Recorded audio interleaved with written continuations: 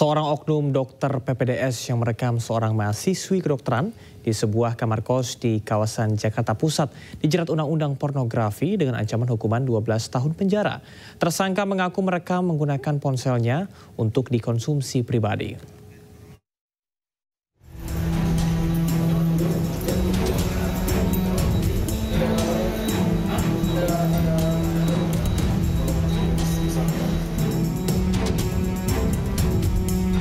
Muhammad Azwindar Eka Satria, oknum dokter PPDS yang terpergok merekam seorang mahasiswi yang sedang mandi di sebuah kamar kos di kawasan Jakarta Pusat dijerat undang-undang pornografi dengan ancaman hukuman 12 tahun penjara.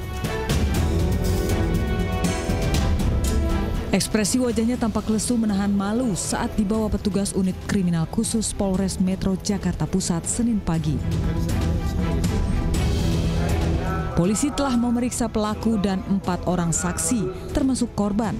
Pelaku mengaku sengaja mengintip melalui ventilasi udara kamar mandi korban dan kemudian merekamnya hanya untuk konsumsi pribadi. Hasil dari pemeriksaan terhadap pelaku, mengaku iseng karena mendengar seseorang yang sedang mandi, sehingga pelaku berniat untuk melakukan merekam terhadap korban yang sedang mandi. Terkait dengan video yang telah dibuat, itu hanya untuk keterangan dari pelaku hanya untuk konsumsi sendiri, tidak untuk dijual ataupun disebarkan ke orang lain. Akibat perbuatannya, pelaku dijerat pasal 29 Undang-Undang Nomor 44 Tahun 2008 tentang pornografi dengan ancaman hukuman 12 tahun penjara.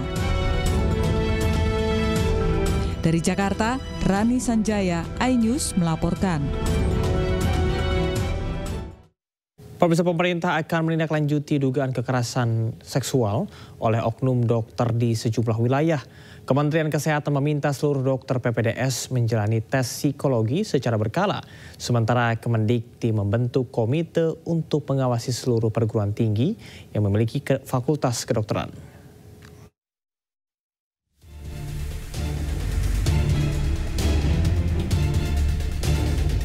Kementerian Kesehatan dan Kemendikti Saintek menindaklanjuti peristiwa pelecehan dan pemerkosaan yang dilakukan oleh oknum dokter di beberapa tempat. Untuk mencegah pelecehan seksual terjadi kembali, Kementerian Kesehatan meminta seluruh dokter PPDS yang berpraktik di rumah sakit melakukan screening psikologis tiap 6 bulan sekali. Hal ini dilakukan untuk memastikan kondisi psikologis para dokter PPDS dalam bertugas, termaksud berinteraksi dengan pasien. Kami juga ingin memastikan bahwa setiap 6 bulan harus dilakukan screening psikologis, sehingga kondisi kejiwaan daripada peserta didik ini bisa kita monitor dengan rutin. Sehingga kalau ada hal-hal yang menunjukkan ada tekanan yang sangat besar di mental mereka, bisa kita identifikasi dengan lebih dini. Terkait dengan pelayanan di rumah sakit, saya juga meminta agar disiplin jam kerja bagi para peserta didik ini dilakukan tanpa kecuali. Sementara itu, Kementerian Pendidikan Tinggi juga telah membentuk komite bersama dengan Kemenkes untuk mengawasi seluruh perguruan tinggi yang memiliki fakultas kedokteran. Pembinaan dan evaluasi program PPDS juga diperketat untuk mencegah kejadian di Rumah Sakit Hasan Sadikin dan beberapa tempat lainnya terulang kembali. Kami juga bisa menyampaikan bahwa Kemdikti Saintek bersama Kementerian Kesehatan telah membentuk komite bersama untuk menyusun pedoman pencegahan dan penanganan kekerasan di pendidikan kedokteran. Beberapa hal tadi poin yang sudah disampaikan oleh Bapak Menteri Kesehatan juga diharapkan bisa dipastikan terjadi perubahan, terjadi perbaikan, sehingga sistem pendidikan profesi dokter spesialis itu dapat berjalan dengan seharusnya.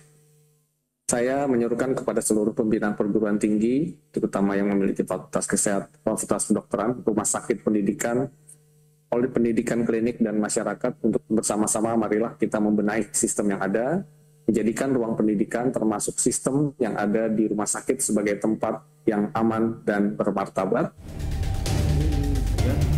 Kementerian Kesehatan dan Kemendikti berkomitmen untuk memperbaiki sistem PPDS yang telah berjalan. Dua institusi ini juga menyampaikan permintaan maaf dan penyesalan kepada para korban pelecehan yang dilakukan oleh oknum dokter peserta PPDS. Dari Jakarta, Tim Liputan iNews melaporkan. Pemeriksaan aksi pelecehan seksual juga dilakukan oleh oknum dokter kandungan berinisial MSF terhadap pasiennya di Garut, Jawa Barat. Pemkab Garut berjanji akan memberikan pendampingan dan trauma healing kepada korban.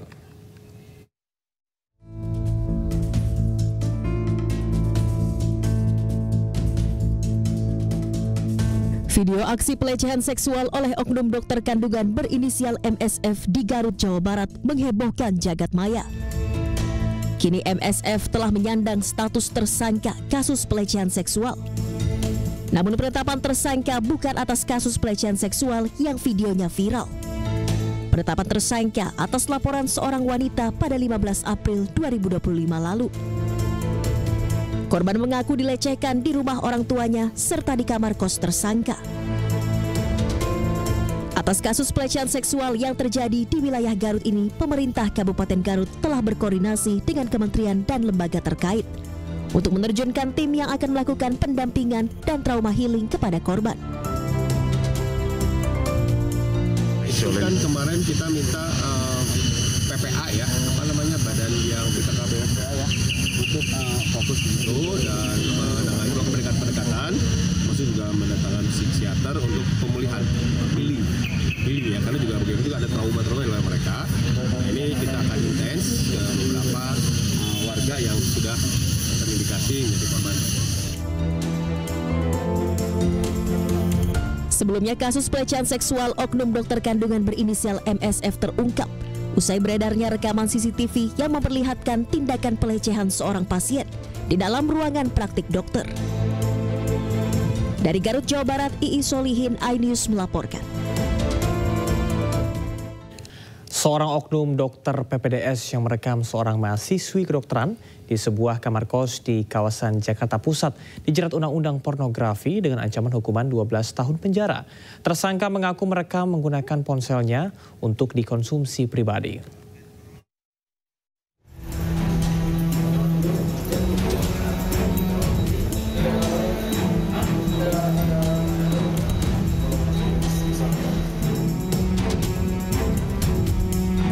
Muhammad Azwindar Eka Satria, oknum dokter PPDS yang terpergok merekam seorang mahasiswi yang sedang mandi di sebuah kamar kos di kawasan Jakarta Pusat dijerat undang-undang pornografi dengan ancaman hukuman 12 tahun penjara.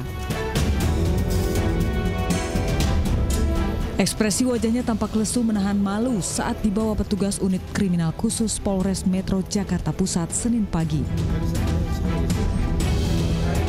Polisi telah memeriksa pelaku dan 4 orang saksi, termasuk korban. Pelaku mengaku sengaja mengintip melalui ventilasi udara kamar mandi korban dan kemudian merekamnya hanya untuk konsumsi pribadi. Hasil dari pemeriksaan terhadap pelaku,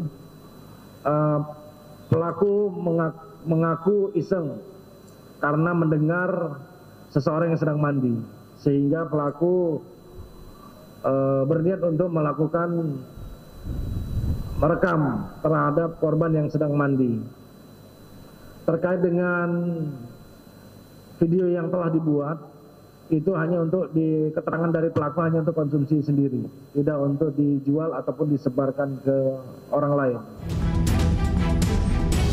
Akibat perbuatannya, pelaku dijerat pasal 29 Undang-Undang Nomor 44 Tahun 2008 tentang pornografi dengan ancaman hukuman 12 tahun penjara. Dari Jakarta, Rani Sanjaya, iNews melaporkan.